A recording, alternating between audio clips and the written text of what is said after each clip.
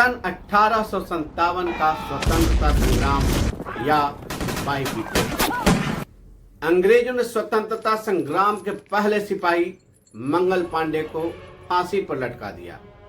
स्वतंत्रता की लड़ाई क्या मंगल पांडे के फांसी से रुक गई, या बहादुर शाह जफर को जेल में डालने से स्वतंत्रता की लौ बुझ गई? आजादी, स्वतंत्रता, समानता और शोषण के खिलाफ संघर्ष की आग और भड़क गई, जिसमें हजारों भारतीय युवा और क्रांतिकारी भगत सिंह, बटुकेश्वर दत्त, खुदीराम बोस जैसे हजारों युवा को अंग्रेजों ने मार दिया। फिर भी क्या अंग्रेज उस आजादी के चिराग को बुझा पाए? सवाल यह है कि 1857 का विद्रोह आखिर किसके खिलाफ हुआ? अंग्रेजों के खिलाफ, मुगलों के खिलाफ, फ्रांसीसियों के खिलाफ, पुर्तगालियों के खिलाफ, आखिर किसके खिलाफ? हमारा भारत देश सभी धर्म, संप्रदाय और जातियों को गले से लगाया है। ऐसा उदाहरण पूरे विश्व में कहीं नहीं मिलता। हमारे देश में आर्यन आए, तुर्क आए, मुगल आए और सब भारत के संस्कृति में समा गए। तो आखिर 1857 का विद्रोह क्यों हुआ? यह विद्रोह अंग्रेजों के दमनकारी नीतियों के खिलाफ था। वह नीति जो एक मानव दूसरे मानव को नीच समझकर उस पर शोषण का अधिकार देता है, ऐसे नीतियों के खिलाफ था ये। अंग्रेजों को चाहिए था कि दमनकारी नीतियों को सुधार करके भारतीयों को समानता का अधिकार देकर के उनको गले से लगाना। लेकिन अंग्रेजों ने अपने दमनकारी नीतियों को सुधारने के बजाय उन नीतियों के खिलाफ आवाज उठाने वाले युवाओं को, क्रांतिकारी युवाओं को गला दबाया और उनके गला को काट दिया, जिससे क्रांति की ज्वाला और भड़क गई और अंग्रेजों को मजबूर होकर के भारत देश को छोड़ना पड़ा। आजादी के 75 साल बाद तक अंग्रेजों के काले कानून आईपीसी हमारे समाज को रूल करता था। भारतीय जनता पार्टी की सरकार ने अंग्रेजों के इस काले कानून को उखाड़ फेंका और बीएनएस भारतीय न्याय संहिता लागू कर दिया, जिसका मूल मंत्र था सजा नहीं न्याय। आज भी भारतीय सेना में अंग्रेजों के बहुत सारे काले कानून लागू हैं। उन्हें बदलने की जरूरत है, न कि अंग्रेजों के उस काले कानून को उजागर करने वाले और उसके खिलाफ आवाज उठाने वाले पूर्व सैनिकों के ऊपर बीएनएस के तहत एफआईआर दर्ज करने की जरूरत है। देश के कोने कोने से, गांव से, देहात से भारतीय युवा भारतीय सेना में भर्ती होते हैं ताकि वो मां भारती के चरणों में अपना सेवा दे सकें। हर एक युवाओं के ऊपर महीनों लग जाता है ट्रेनिंग के लिए और उन पर लाखों रुपया खर्च करके उनको सजग, समझदार और सशक्त सैनिक बनाया जाता है ताकि भारत देश के रक्षा में उनका योगदान हो सके। जैसा कि मैंने बताया था कि आज भी भारतीय सेना में अंग्रेजों के बहुत सारे काले कानून शामिल हैं, उनके खत्म करने की जरूरत है। उसमें से एक है सहायक प्रथा यानी बैटमैन सिस्टम। यह सिस्टम भारतीय युवा जो सेना में भर्ती होकर के मां भारती की रक्षा कर रहे हैं या करना चाहते हैं, उनके मनोबल को तोड़ रहा है।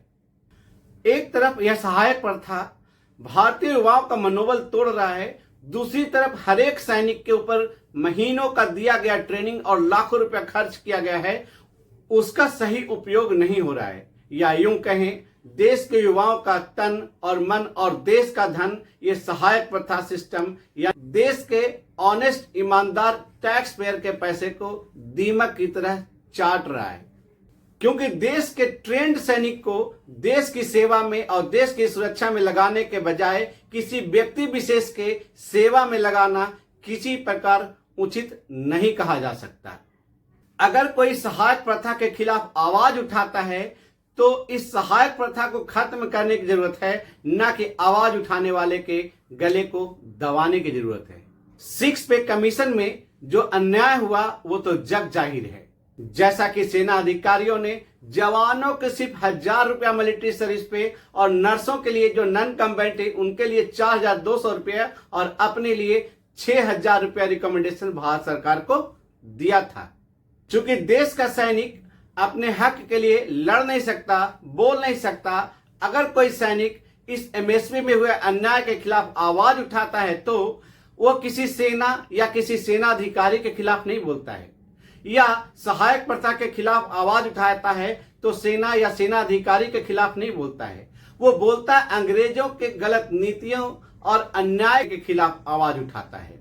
तो उस गलतियों को सुधारने की जरूरत है जो सहायक प्रथा के नाम पर आज भी भारतीय सेना में चल रहा है, या 6 पे कमीशन में जो मिलिट्री सर्विस पे के नाम पर भारतीय जवानों के साथ अन्याय हुआ है, उनको सुधारने की जरूरत है, न कि आवाज उठाने वाले सैनिकों को सुधारने की जरूरत है FIR दर्ज करके। यही गलती अंग्रेजों ने भी किया था। मिस्टर गांधी ने बोला था, you can rule on my body not on my heart. अंग्रेजों ने भारतीय युवाओं के और भारतीय जनता के शरीर पर राज किया।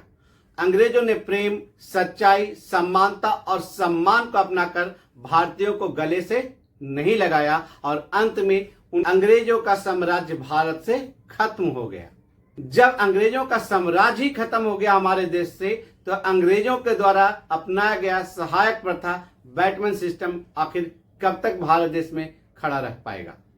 आज नहीं तो कल अंग्रेजों के इस काले सहायक प्रथा को खात्मा होना ही होना है, क्योंकि भारतीय संविधान और सनातन का मूल मंत्र है जो मुंडक उपनिषद से लिया गया है, सत्यमेव जयते। और जो सैनिक सच का उजागर कर रहे हैं, हमेशा जीत उन्हीं की होगी। जय हिंद।